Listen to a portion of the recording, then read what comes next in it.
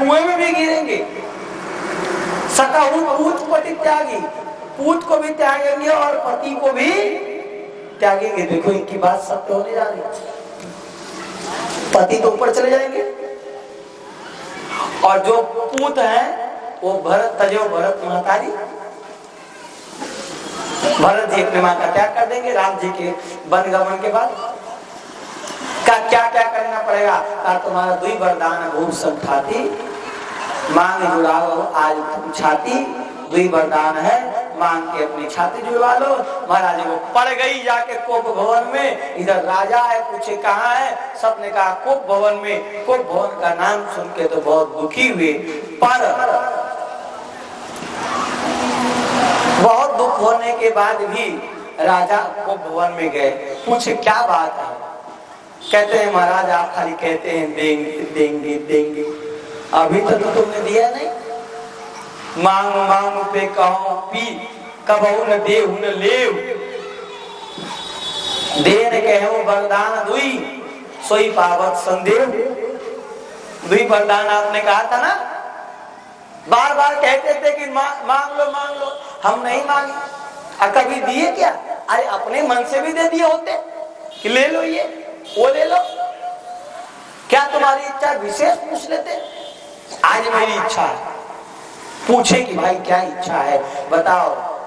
पहले कहे ऐसे नहीं बताएंगे। मान लो आपने पूछ लिया साधारण भाषा में क्या इच्छा है और हमने कह दिया आपने दिया नहीं, तब तो आपको कसम खाना पड़ेगा। तो कसम खाए। अरे कहा महाराज हमारे कुल का नियम है। क्या नियम है? कि रघुकुल रीत सदा चली आई, प्राण जाई पर वचन न जाई। रघुकुल रीत, रघुकुल का रीत है कि प्राण चला जाएगा पर वचन नहीं जाएगा। अतई पर राम शपथ करी आई। उस पे भी राम जी का शपथ खा लिया। अब राम जी से अधिक प्रेम कोई मेरा नहीं है। राम का शपथ खाना मेरे लिए दुनिया का सबसे बड़ा शपथ है। अब इससे बड़ा कोई शपथ नहीं है। तुम मांग लो। अब समझ में आ गए। को बड़ी समझा रखी थी जब तक राम जी का कसम न खा ले तब तक तुम टस से मत होना। कहा देखो एक वरदान तो यही है कि भरत जी को राजगद्दी मिले। प्रथम वरदान है भरत जी को राजा बना दो। कहे ठीक कोई बात नहीं, भरत जी राजा हो जाएंगे। दूसरा वरदान कहा देखो महाराज दूसरा वरदान मांग रहे हैं, आपने कहा है देना पड़ेगा। अभी विश्वास नहीं कि राजा देंगे कि नहीं। कहा कौन सा वरदान? कहा कि तापस वेश विशेष उदासी 14 बरिस राम बनवासी। तापस भेष, तपस्वी का भेष हो और विशेष उदासीन भेष हो। विशेष उदासीन मतलब जानते? एक संत होते हैं, एक उदासीन संत होते हैं। एकदम कपड़ा साधारण कपड़ा पहनेंगे, एकदम छोटा कपड़ा पहनेंगे, लंगोटी में रह जाएंगे, भभूति रहेंगे, पूरा जटा वटा रहेगा, किसी से कोई मतलब नहीं रखेंगे, एकदम अपने में मस्त रहेंगे, उदास है संसार से। हमारे यहाँ कुंभ में आप लोग कभी घूमने गए होंगे तो देखिए उदासीन अखाड़ा। आज तो उदासीन कुछ नहीं, आज तो सब जगह आनंद ही आनंद, सब जगह लोग उत्सव ही कर रहे हैं। उदासीन उत्सव नहीं कर सकते। जो उदासीन है उसको उत्सव भंडारा कराने का हक नहीं है। उनसे ज्यादा उदासीन हम लोग रहते हैं। कहीं भंडारा का टेंशन नहीं पाते हैं, लोग बढ़ियाई से करवाते हैं। भाई भंडारा करो, हर कथा में कथा के बाद लोग बढ़ियाई से करते हैं, भंडारा करा। जजमान को प्रेरित करता है संत, हम कहीं नहीं प्रेरित करते। कोई कहता है भंडारा कराए गुरुजी, हमका मत कराओ, विदाई करो, तुम्हारा पैसा धर्म में लगे, काम खत्म। क्योंकि सब खा रहा है, कोई यहाँ खाएगी ना। एक दिन पूरी खाने के लिए तुम 10 लोगों से जाके चंदा मांगोगे, हैं? 10 लोगों के सामने हाथ पसारोगे, उन्हीं को खिलाने के लिए उन्हीं से मांगोगे, मत खिलाओ, मांगना ही नहीं पड़ेगा। काहे का इतना परपंच करते हो? अब उतना तो उदासीन हम लोग हैं। पर भंडारा खाने में ज्यादा भीड़ होता है, कथाओं में भंडारा खाने के लिए भी भीड़ होता है। आप कहीं कैसे मुरारी बाबू की कथा चलती है, एक तरफ दिन भर भंडारा चलेगा, लोग कथा में बैठते हैं, भंडारा में जाते हैं, फिर आगे खा के बैठ जाते हैं, और दोनों टाइम ऐसे आ गए गाँव वाले अगल बगल के 10 हाँ, जहाँ वो भंडारा कराते हैं वहाँ अगल बगल भोजन नहीं बनने देते हैं, क्योंकि करोड़पति अरबपति लोग उनके चेले हैं। तो कथा में भी भीड़ इसलिए हो जाती, मेला लग जाता है, चारों तरफ झूला झाली हेन तेन आ जाता है। लोग मेला जानबूझ के लगवाते हैं कि मेला लगाओ भीड़ होगा। आराम, मेला में कोई कथा नहीं सुनता है। मैं मेला में कथा किया हूँ,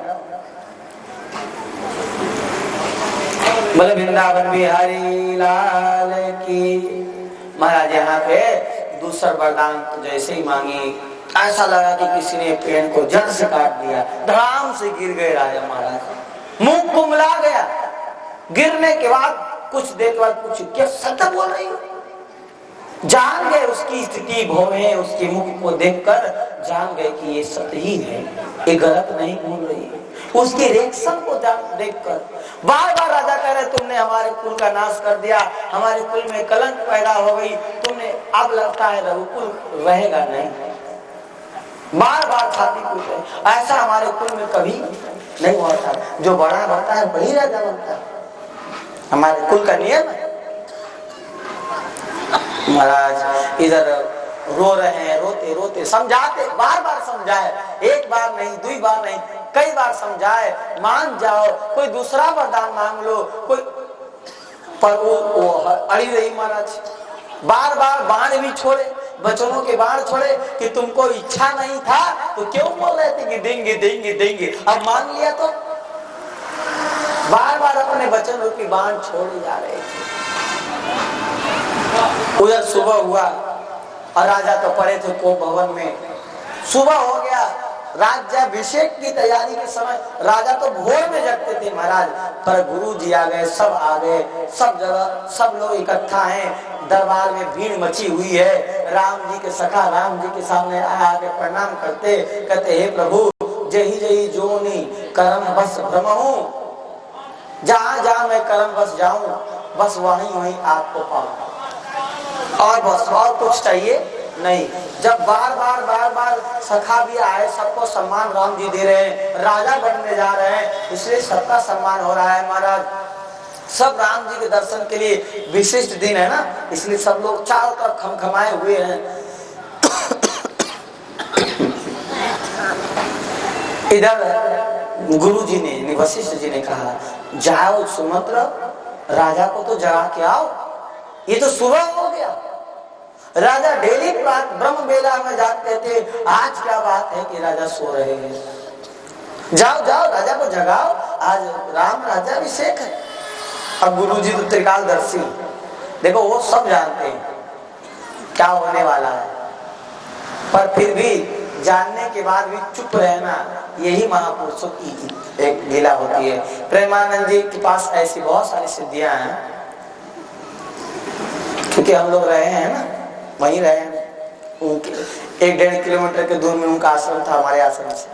और डेली हम लोग परिक्रमा करते थे, तो 10, 20, 50, 100 लोग पहले शुरुआत में सत्संग सुनते थे। जहाँ सत्संग करते थे, एक घर के अंदर बैठ के सत्संग करते थे, बाहर तक लोग बैठ के सुनने लगे। बस वहीं से धीरे धीरे धीरे धीरे सत्संग का ऐसा प्रभाव है कि सत्संग महात्मा करने लग जाए, लक्ष्मी देवी साक्षात प्रकट हो जाती है वहाँ, और भीड़ भी प्रकट हो जाती है, सब कुछ हो जाता है, सब हो जाता है। तो ऐसे ही महाराज सुमंत्र जी को आज्ञा हुआ, वशिष्ठ जी को, वो तो मैं सत्संग की, प्रेमानंद जी को इसलिए मैं बीच बीच में याद कर रहा हूँ, क्योंकि ऐसे महापुरुष का नाम लेना, नाम लेने भी बहुत अच्छी बात है, पवित्रता वाली बात है। संतों का नाम लेने से पवित्रता का अनुभव होता है। इसका मतलब उनके पास भी सिद्धि है, वो सिद्धियों का इस्तेमाल कर सकते हैं, पर करते नहीं है। यहाँ वशिष्ठ जी तो परम सिद्ध हैं, वो भी सारी सिद्धियों के इस्तेमाल से जान सकते हैं, जानते हैं, बता नहीं सकते, मर्यादा है। जानते हैं कि वो गिरा हुआ है, वो भवन को जानबूझ के सुमंत्र को भेजा है। सुमंत्र जी आए हैं, कई जी एकदम बैठी निष्ठुर के भांति, गहना वहना हटा दिया था, एकदम मोटा मोटा कपड़ा पहन लिया था, पहले रेशमी कपड़ा पहन के थी। इनकी स्थिति देखकर तो समझिए कुछ न कुछ राजा इधर पड़े हुए सांस ले रहे हैं, राम राम राम राम बार बार राम राम कर रहे हैं। पूछा है, जय जी कह के प्रणाम किया, जय जी बताइए आपको क्या गया है। बोलने में सामर्थ्य नहीं था कि राम जी को बुला लिया। पहले कैकेयी ने कहा देखो मैं कहती हूँ जाओ राम जी को बुला ला। वाल्मीकि रामायण में लिखा है कि मना किया सुमंत्र ने, तुम्हारी आज्ञा नहीं मानेंगे, क्योंकि तो महाराजा के सामने महारानी की नहीं चलेगी। जान गया कि कोई कैकेयी बहुत कुछ कुटिल काम की है। महाराज सुमंत्र को इशारा दिए हैं, जो काम कह रही है वो काम करो, जाओ सुमंत्र राम जी को बुला के लाओ। कैकेयी ने कहा था राम जी को बुला ला। अब राम जी के बुलाने के लिए सुमंत्र चले हैं, सुमंत्र लेके जा रहे हैं। अच्छा सुमंत्र को राम जी के साथ सुमंत्र जो राम जी को लेके जा रहे हैं, उस समय ना जनता को अच्छा नहीं लग रहा था।